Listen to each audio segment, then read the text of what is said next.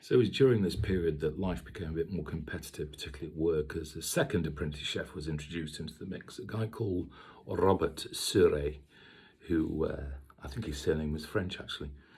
This was a fantastic guy. His sense of humour was amazing, and he also understood something new to me.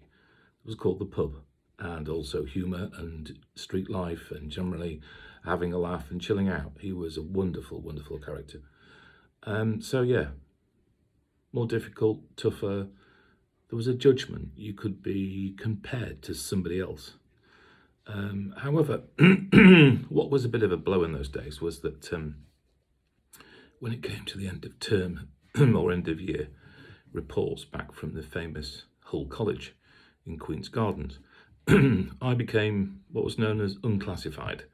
They then wrote to my head chef and sous chef saying that I was probably unsuitable for the industry. And probably still am. However, my sous chef, a guy called Roy Briggs, the guy with the wooden green clogs on, he took me under his wing, under his hairy armpit, and decided that he was going to develop me and he was going to make me into a serious chef.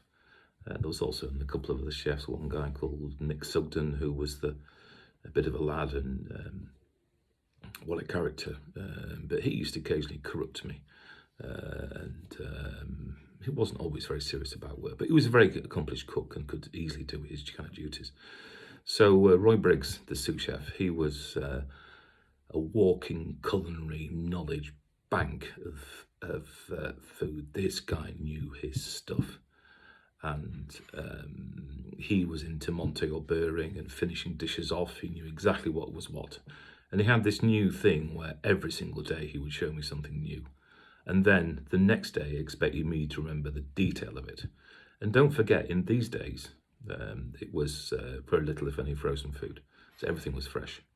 So I then ended up being thrown onto the veg section, 18-month spell, understanding salsify and asparagus and aubergines and globe artichokes and celeriac and sea kale and baby marrows and all those kind of things. Which was quite interesting, and some of those we used to serve with compound butters, and Roy would be a real nightmare for suddenly shouting at me in the middle of service, "What's a spaniel?" And then Nick Sugden would say, "It's got 4 legs," and it wasn't, of course, it was a brown sauce. Or, "What sauce Charon?" And I'd be thinking, shit, is that a béarnaise with tomato or not, or has it got chervil in it? "What's a lamande?" And a lamande, of course, was a velouté. "Well, what's a velouté?" "Oh shit, what's a velouté?"